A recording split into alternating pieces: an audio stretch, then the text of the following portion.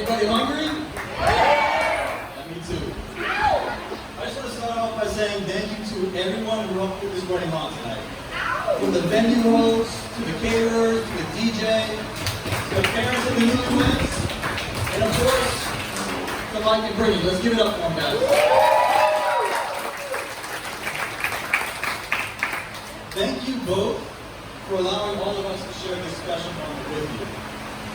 And I also have to thank my best man, Jared. Like he said, a few weeks ago, our bachelor party almost didn't happen. But thanks to Jared, we put it together, and we were able to show Mike a good time. I've been lucky enough to know Mike for almost 20 years now, just like Jared. And when you know somebody for so long, you really get to know who that person is.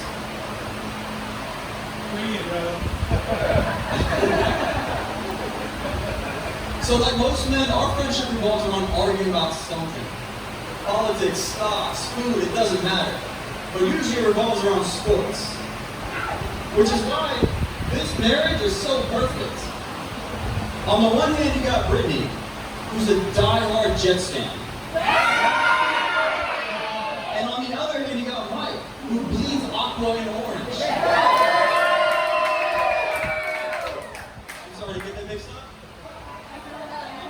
I always get the cracker teams mixed up. Pardon me.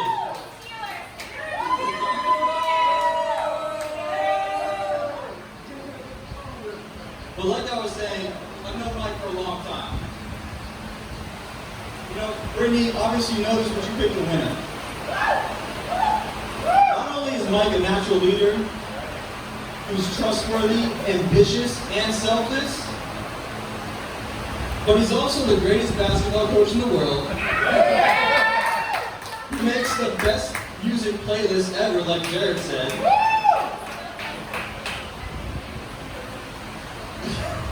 He's tall, he's handsome. And Mike, what's he said? I can't read your hand right. What's he said? Oh, it's compassionate too. It's compassionate too.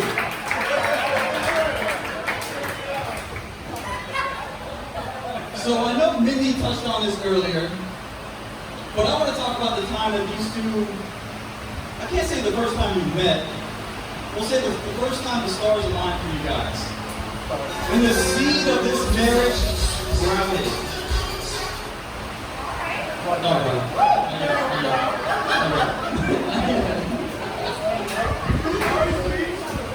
So, I just want to tell you because I was there that night. I seen it. It happened on July 1st, 2017. We were celebrating my sister's birthday. And none other than Funky Buddha. You know, we were having a great time. I was crushing it in Uno, checkers, Connect Four. And the night got away from us, and it was about that time for everyone to leave and go their separate ways. And for those of you who don't know what Funky Buddha looks like, they have these long tables, almost just like this, where you play the board game. So Mike and I were over here most of the night, while Brittany and her friends were over there. So me and Mike are making our way to the exit. So I'm walking first, and Mike's right behind me. We're saying our goodbyes.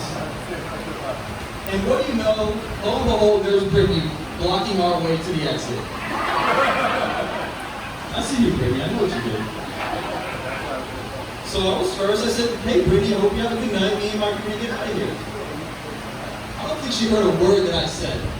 She was definitely looking over my shoulder at Mike. She even gave me one of these. So I stepped out the way, and here comes Mike. Strutting his stuff. Now when I tell you that it happened exactly like it does in the movies, I promise you this is how it happened.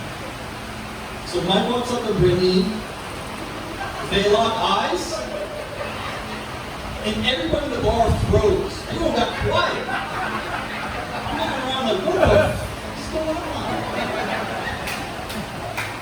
And just like it does in the movies, that's when that love song started playing in the background.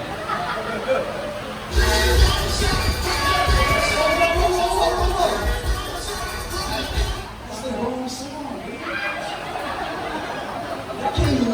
they did that later. As I was saying.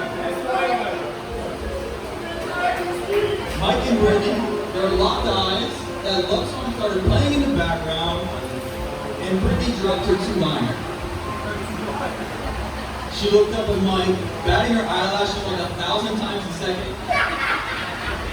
And she goes, "Hi, Mike."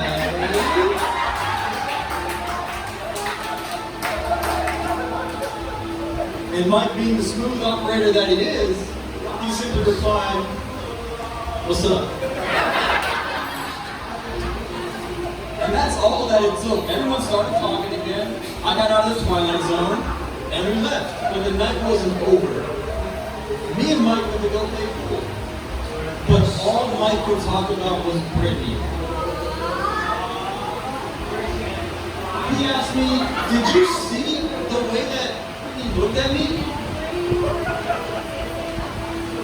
Did you think that was normal?" I looked at him like he was crazy. I'm like, "Did you hear the music in the background, bro?" So Mike built up the courage. He messaged Brittany. I don't even think he had her phone number. I mean, it's phone right here. Facebook message on that very phone. And they met that night for drinks. A few years later, and 2 golden retrievers later, here we are today.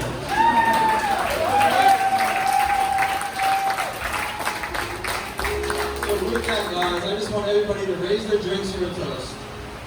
To Mike and Brittany. Look around the room. You're surrounded by friends who've known you for years, and family members who would do anything for you.